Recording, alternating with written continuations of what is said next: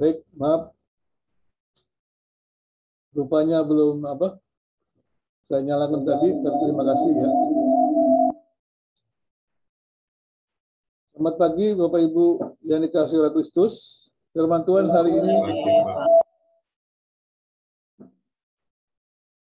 terambil dari Kitab Roma pasal yang kelima, ayat 1 sampai dengan ayat yang keempat. Kitab Roma pasal yang kelima, ayat 1 sampai dengan keempat. Hasil pembenaran. Sebab itu, kita yang dibenarkan karena iman, kita hidup dalam damai sejahtera dengan Allah oleh karena Tuhan kita, Yesus Kristus. Oleh Dia, kita juga beroleh jalan masuk oleh iman kepada kasih karunia ini. Di dalam kasih karunia ini, kita berdiri dan kita bermegah dalam pengharapan akan menerima kemuliaan Allah. Dan bukan hanya itu saja, kita malah bermegah juga dalam kesengsaraan kita. Karena kita tahu bahwa kesengsaraan itu menimbulkan ketekunan, dan ketekunan menimbulkan tahan uji, dan tahan uji menimbulkan pengharapan. Jemaat yang dikasihi oleh Kristus, hari ini kita akan berbicara mengenai hasil pembenaran ataupun juga berkat pembenaran sesuai dengan judul perikop dari ayat-ayat yang baru kita baca. Pembenaran Kristus itu bukan hanya membuka kita kepada Allah, hubungan kita kepada Allah, tetapi juga secara bersamaan menjadi berkat bagi kita, orang-orang yang percaya, untuk mengalami pembentukan karakter-karakter yang memuliakan Kristus, atau untuk menjadi seperti Kristus. Kalau kita membaca di Alkitab, dengan tegas dikatakan bahwa sebenarnya kita dibenarkan karena iman. Di manusia berdosa yang jatuh di dalam dosa itu karena mengikuti bujukan iblis. Manusia terpisah dari Allah. Manusia tidak bisa datang kepada Allah yang kudus. Maka Allah yang kudus itu datang kepada manusia berdosa dan menjadikan dirinya ataupun menanggung dosa manusia ketika Kristus mati di kayu salib. Dan keyakinan terhadap pengorbanan Kristus di kayu salib itulah yang membenarkan kita. Seperti dikatakan di sini, kita hidup damai sejahtera dengan Allah oleh karena Tuhan kita, Yesus Kristus. Karena iman. Jadi karena kita percaya bahwa Yesus mati di kayu salib. Kematian Yesus di kayu salib itu menanggung dosa kita. Maka karena iman itulah, kemudian kita memiliki hubungan dengan Allah. Kita punya akses kepada Allah. Tadinya kita tidak punya akses kepada Allah. Kenapa kita tidak punya akses kepada Allah? Kita tidak mungkin menghampiri Allah yang kudus itu. Kita juga pernah membaca di Alkitab bahwa ketika Yesus mati di kayu salib itu, tirai bait Allah itu terkoyak. Artinya di situ jelas bahwa kita semua bisa menghampiri Allah tanpa melalui para imam pada waktu perjanjian lama. Apalagi melakukan korban binatang, korban persembahan. Karena Kristus sendiri yang sudah mengorbankan dirinya untuk membuat kita dapat hadir bersama-sama dengan Allah. Jadi karena imanlah kita memiliki akses kepada Allah. Karena iman, karena pembenaran Allah itu kita memiliki akses kepada Allah. Dan kemudian juga di sini dikatakan kita memiliki damai sejahtera. Jadi orang yang dibenarkan, dia memiliki damai sejahtera. Dia memiliki akses kepada Tuhan, dia memiliki damai sejahtera. Kenapa dia memiliki damai sejahtera? Karena dia tidak lagi menjadi musuh Allah. Manusia resah karena terpisah dari Allah. Manusia resah karena tidak bergantung kepada Allah. Karena di dalam Allah lah manusia memiliki damai sejahtera. Manusia tidak harus melalui penghukuman dosa karena pembenaran, pengampunan Kristus. Berarti pada waktu kita beriman kepada pengorbanan Kristus di kayu salib, disitulah kita mengalami damai sejahtera oleh karena pengorbanan Kristus. Oleh Dia kita juga beroleh jalan masuk oleh iman kepada kasih karunia ini. Jadi jelas sekali kita mempunyai jalan masuk, kita mempunyai akses. Karena kita berdamai dengan Allah, lebih tepatnya didamaikan dengan Allah oleh pengorbanan Kristus, maka kemudian kita punya akses. Kita punya akses kepada Allah yang penuh kasih karunia tersebut. Di dalam kasih karunia itu kita berdiri dan kita bermegah dalam pengharapan akan menerima kemuliaan Allah. Jadi orang percaya yang memiliki damai sejahtera dan dia memiliki akses kepada Allah, dia berdoa kepada Allah, dia berharap kepada Allah, dia minta pertolongan kepada Allah. Dan di situ dia kemudian memiliki pengharapan kemuliaan Allah. Dia percaya dosanya sudah diampuni ketika Kristus mati di kayu salib, dan segala akibat dosa, penghukuman dosa sudah ditanggung oleh Kristus. Dan kemudian dia juga bisa melihat, bertumbuh dalam pengenalan akan Allah. Dan kemudian juga dia mengalami pertolongan-pertolongan Allah di dalam hidupnya.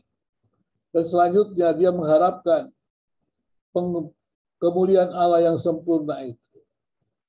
Pada waktu kita percaya kepada Kristus, kita berjumpa, mengalami kemuliaan Allah. Dan kemuliaan Allah itu nantinya kita akan lihat secara sempurna ketika berjumpa dengan Kristus. Di dalam Kristus, jika dengan demikian ada pengharapan Kristen. Maka pengharapan Kristen adalah berjumpa dengan Allah pada waktu Kristus datang untuk yang kedua kali. Inilah berkat-berkat dari pembenaran korban Kristus di kayu salib. Jadi hasil pembenaran itu adalah kita memiliki damai sejahtera, kita memiliki akses kepada Allah. Karena itu bacalah firman Tuhan, berdoalah kepada Allah, carilah rencana-rencana Allah. Carilah pengetahuan-pengetahuan Allah. Carilah atau memohonlah kepada Allah supaya kita melakukan kehendak Allah, kehendak misi Allah. Dan pengharapan akan kemuliaan Allah itulah yang menolong kita untuk kemudian mengalami pembentukan karakter-karakter Kristus. Jadi pada waktu kita hidup di dalam Tuhan, di dalam damai Allah, dan hidup di dalam Allah, mentaati Allah, maka di situ terjadi pembentukan karakter-karakter Kristus. Itulah sebabnya dikatakan kita perlu menjadi serupa dengan Kristus.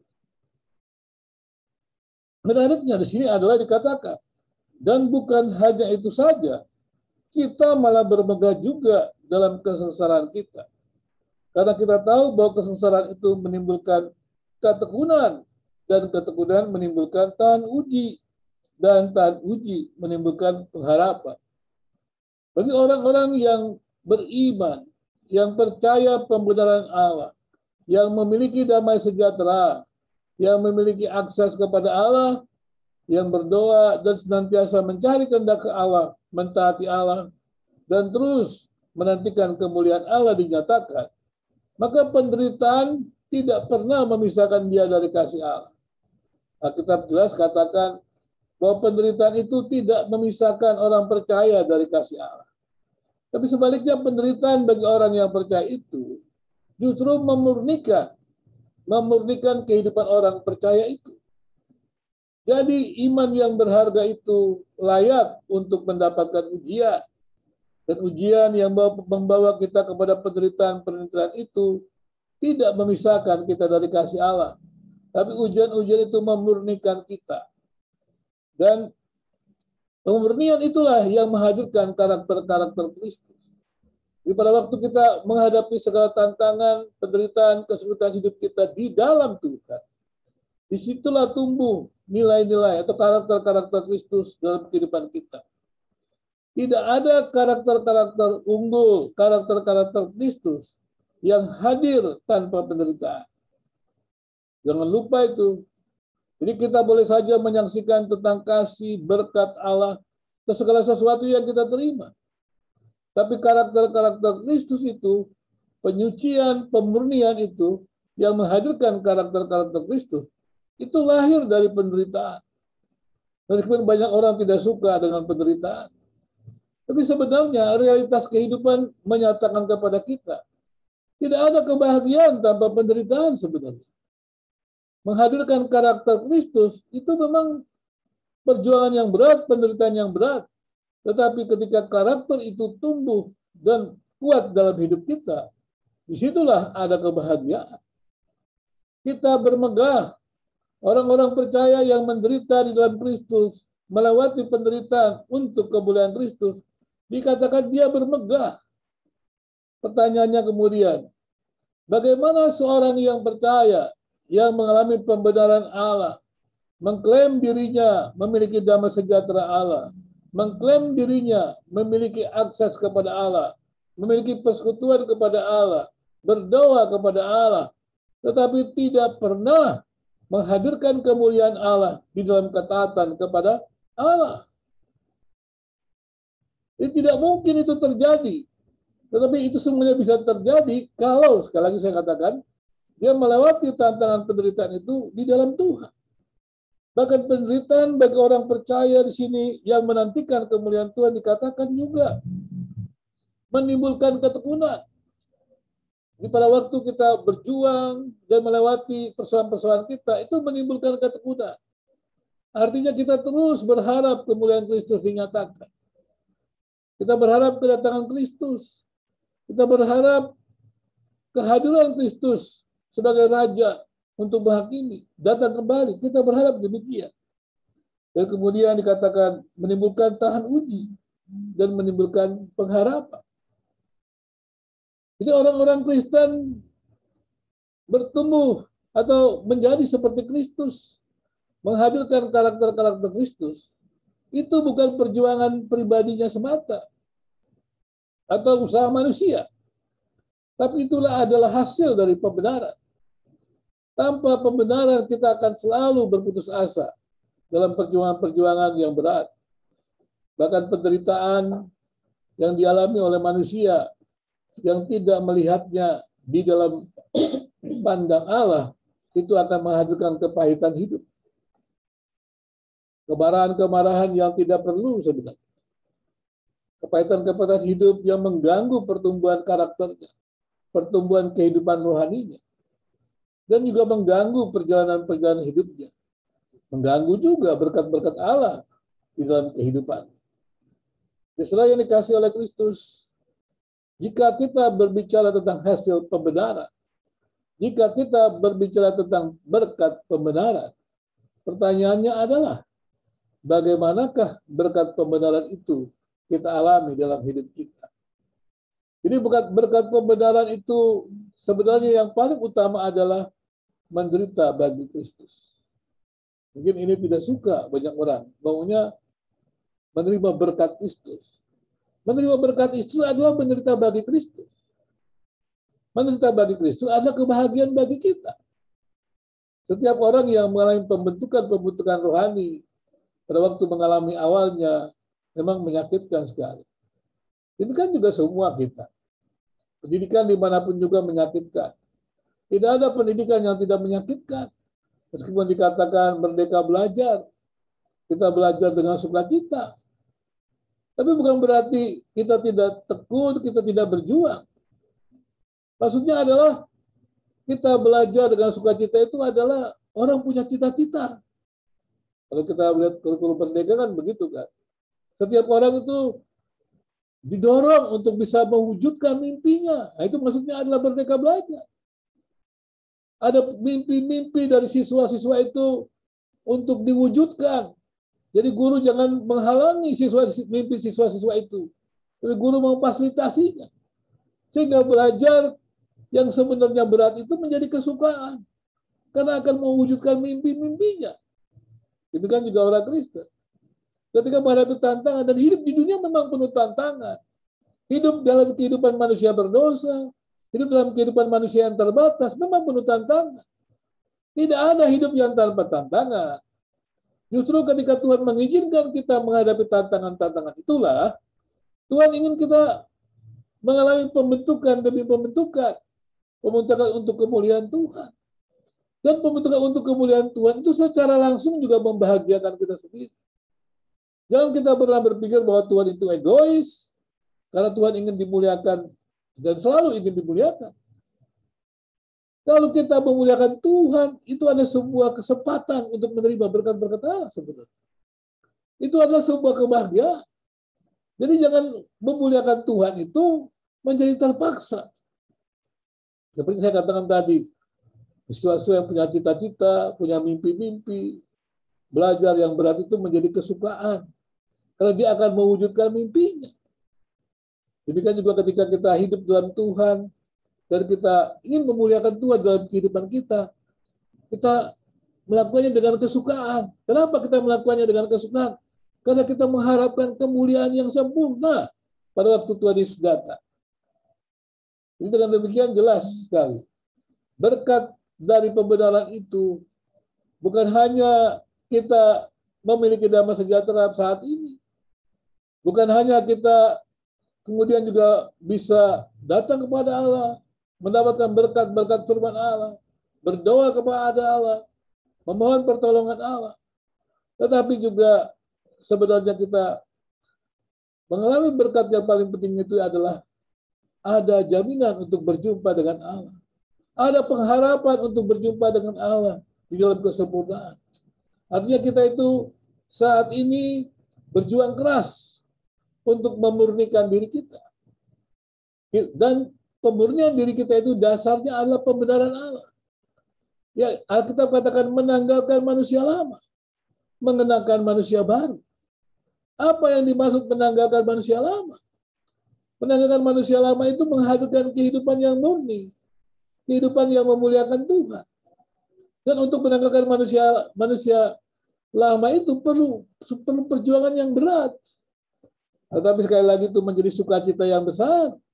Karena semakin kita menanggalkan manusia lama, kita semakin mengenakan manusia baru.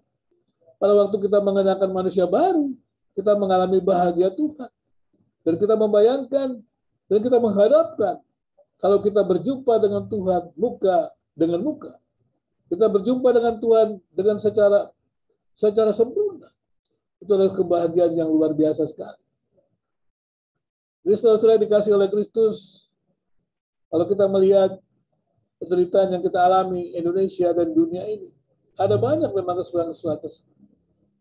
Tapi ketahuilah Tuhan tidak pernah melepaskan kedaulatannya. Tuhan tetap berkuasa. Dan Tuhan tidak pernah meninggalkan orang-orang yang percaya, orang-orang yang diciptakannya. Tuhan senantiasa menjaga dan memelihara kita. Persoalannya adalah apakah kita percaya bahwa Tuhan akan tetap memelihara kita. Kalau Tuhan sendiri mati di kayu salib untuk menebus dosa kita, pertanyaannya kemudian, mengapa kita tidak percaya kalau badai COVID yang melanda Indonesia dan dunia ini pun berada dalam kedaulatan Tuhan?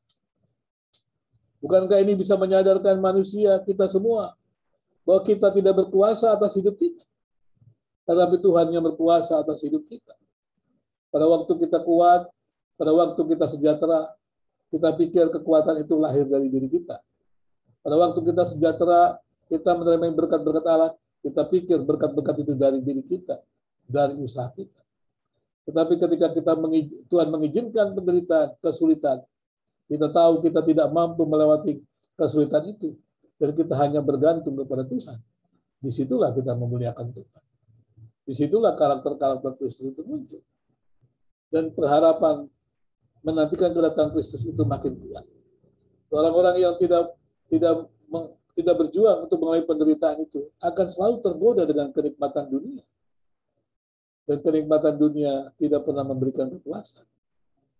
Segala sesuatu yang kita nikmati di dunia ini di luar dari Tuhan tidak pernah memberikan kepuasan. Banyaknya uang tidak memberikan kebahagiaan, dan terus kita ingin menumpukan uang. Banyaknya kesenangan tidak menimbulkan kebahagiaan, walaupun kita terus berusaha untuk mengusahakan kesenangan-kesenangan. Kita boleh pergi kemana saja ke seluruh dunia ini. Kita boleh menikmati makan apa saja. Semua itu akan hanya sesaat saja. Tetapi di dalam Tuhanlah kita menikmati kebahagiaan yang sempurna itu. Dan kita sudah mengalaminya ketika kita menerima pengorbanan Kristus, percaya kepada Kristus. Dan kemudian pertanyaannya, apakah kita terus bertumbuh dan makin tekun, makin berharap menantikan kedatangan Kristus? Inilah hasil pembenaran. Dan kalau harapan itu ada, saya pikir kita akan terus bersukacita dalam pelayanan-pelayanan yang ada. Ya, saya membayangkan kalau waktu kita kuliah, kalau kita punya cita-cita, kita kerja keras. Kalau waktu saya buat juga disertasi, capek gitu ya. Tapi capeknya lupa itu. Dan terus saya tidak pergi. Akhirnya menghasilkan sebuah disertasi dan mendapatkan gelar doktor. Kita tidak pernah bermimpi, tidak pernah di mana-mana, tapi kemudian menghasilkan semuanya itu. Anugerah Tuhan. Dan kita dapatkan dengan cara-cara yang baik, yang benar. Demikian juga kalau kita mengalami pembentukan Kristus, menjadi Kristen, bertumbuh dalam benar, maka kita akan mengalami kebahagiaan Kristus. Saya percaya kalau saya dikasih oleh Kristus, COVID-19 memang masih harus kita hadapi. Dan kita terus harus menjaga protokol kesehatan. Tapi sekali lagi, marilah kita lihat bahwa Tuhan tidak pernah meninggalkan kita. Kebenaran itu sudah kita terima. Kita tidak perlu lagi menanggung akibat dosa kita. Dan kita tidak pernah dipisahkan dari kasih Allah dengan persoalan-persoalan yang ada itu. Apapun bencana, kejadian apapun di dunia, tidak pernah memisahkan kita dari kasih Allah. Tetapi justru hadapilah itu dengan kebergantungan dengan Allah. Bahkan ketika mengalami tantangan penderitaan bergantung dengan Allah, hati kita akan makin melimpah dengan kasih. Kita tidak akan menjadi orang-orang yang merasa hebat, sombong, ya, seakan-akan kita paling bisa menghadirkan segalanya. Tapi kita akan melihat anugerah Tuhan yang besar. Marilah kita terus bertumbuh melihat Tuhan yang besar, yang Maha Kasih. Hingga akhirnya kita bisa mengasihi sesama kita, semua orang. Terus menjadi berkat di tengah-tengah dunia yang tidak mudah ini. Tapi sekali lagi, tetap berada dalam kedaulatan Tuhan. Kiranya Tuhan memberkati kehidupan jemaat semua, dan teruslah kita menjadi berkat di tengah-tengah dunia ini. Amin. Mari kita berdoa. Tuhan, kami bersyukur bahwa Tuhan Yesus sudah mati di kayu salib untuk membenarkan kami, menebus dosa kami. Jika dengan demikian ada damai sejahtera, karena kami tidak lagi harus menanggung penghukuman dosa.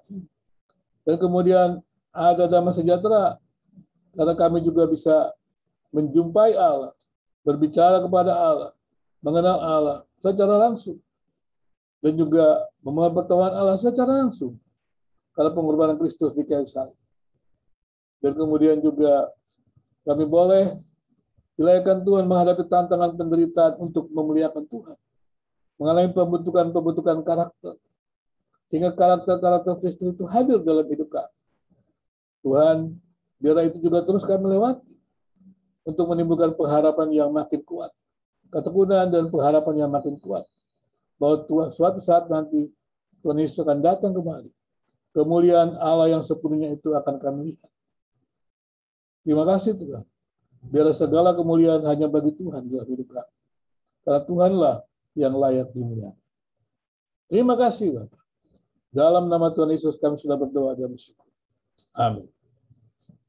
Mari bersama-sama orang percaya di seluruh muka bumi, kita mengucapkan pengakuan iman Rasul.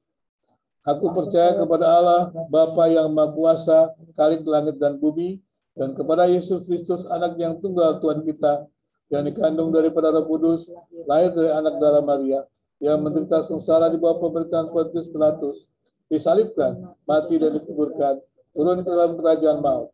Pada hari yang ketiga, bangkit pula dari antara orang mati, naik ke surga, duduk di sebelah kanan Allah, Bapa yang Maha Kuasa, dan dari sana ia akan datang untuk menghakimi orang yang hidup dan yang mati. Aku percaya kepada Roh Kudus, gereja yang kudus dan am, persekutuan orang kudus, pengampunan dosa, kebangkitan orang mati, dan hidup yang kekal. Amin.